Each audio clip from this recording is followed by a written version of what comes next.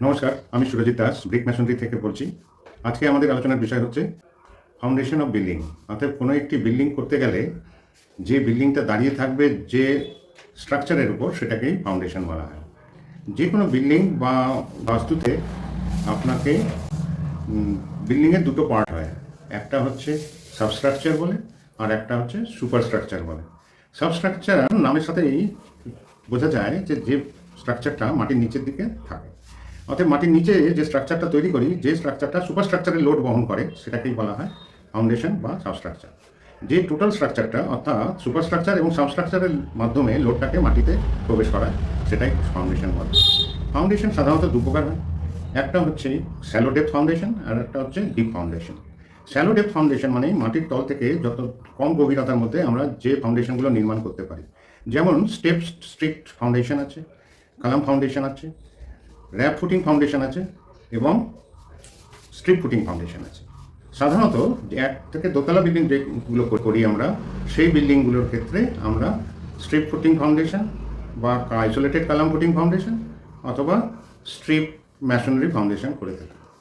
Strip foundation মানে হলো আমাদের টোটাল বিল্ডিংয়ের যে লোড, যে ফাউন্ডেশনের মাধ্যমে থ্রু আউট ওয়াল বা ফাউন্ডেশনের উপর আমরা ওয়াল ফাউন্ডেশনের উপরে দাঁড় করিয়ে থাকি। দেখবেন যে কোনো জায়গায় আগে এটাই ছিল সবচেয়ে বেশি প্রচলিত, এবং আগেকার দিনের বেশিরভাগ বাড়ি যখন এত কালামের ব্যবহার হয়নি, তখন অনেক পুরনো বাড়িগুলোই আমাদের ব্রিক স্ট্রিপ ফাউন্ডেশনের উপরই করা হয়েছে। প্রথমে কি করা হয়, মাটির উপরিতল থেকে মোটামুটি 1 মিটারের মধ্যে একটা গভীর করে দেখে নেওয়া হয় যে ওখানকার সয়েলের কম্প্যাকশন লেভেল অর্থাৎ মাটির স্বাভাবিক ভাবে লোড বিয়ারিং ক্যাপাসিটি যথাযথ আছে কিনা। যদি মাটির লোড বিয়ারিং ক্যাপাসিটি যথাযথ থাকে, তাহলে এই G+1 বা দোতলা বাড়ির নির্মাণ করা যেতে পারে এবং সেখানে ম্যাসনরি স্ট্রিপ ফাউন্ডেশন করা যেতে পারে। প্রাথমিক স্তরে কি করা হয়, ফাউন্ডেশনটাকে কেটে নেওয়া হয় এবং যথাযথ ডিজায়ারেবল যে চওড়া আমাদের লাগে বা ডিজায়ারেবল উইথ যেটা প্রয়োজন হয়, সেই বরাবর বিল্ডিংয়ের ওয়াল যেখানে যেখানে দিয়ে যাবে, সেই ওয়ালের নিচে ততটাই ফাউন্ডেশন তৈরি করতে হয়, যেটা দুই দিকেই ধাপ বিশিষ্ট একটি ইট এবং সিমেন্ট মর্টার দিয়ে তৈরি কাঠামো তৈরি করা হয়। প্রথমে মাটি কাটার পর আমরা কি করি, মাটির উপরে একটা সোলিং করে নিই। সোলিংটা করার অর্থ হচ্ছে যে একটা লেভেল মেনটেন করা এবং একটা স্ট্রেট করা। হার্ড মানে হচ্ছে তুলনামূলক মাটির চেয়ে যেন শক্ত একটা ফ্রেম কাঠামো, সেই কাঠামোর উপরে আমরা পিসিসি বলি। পিসিসির অর্থ হচ্ছে প্লেন সিমেন্ট কংক্রিট, নর্মালি 1-3-6 যে কংক্রিটগুলো ঢালাই করে দেওয়া হয়, এবং সাধারণত এই কংক্রিটের থিকনেস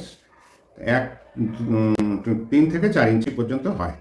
তার উপর থেকে কি করা হয়, ধাপে ধাপে আমাদের বিভিন্ন স্টেপগুলো নিয়ে ফাউন্ডেশনগুলো তৈরি করি, যেটা আমাদের ছবির মধ্যে আমি বোঝাবার চেষ্টা করছি। এই ফাউন্ডেশনটা করার পর যখন আমাদের প্লিন্থ লেভেল পর্যন্ত চলে আসে, সেই প্লিন্থ লেভেলের উপরে আমরা একটা ড্যাম্প প্রুফ কোর্সও প্রোভাইড করি, এই কারণে যাতে মাটির নিচের জল এই ফাউন্ডেশনের মাধ্যমে যাতে আমাদের সুপার স্ট্রাকচার অর্থাৎ আমাদের যে দেওয়াল, সেই দেওয়ালে না প্রবেশ করে। আজকে এই পর্যন্তই থাক। এর পরবর্তী ভিডিওতে আমরা আরও ফাউন্ডেশন নিয়ে আলোচনা করব।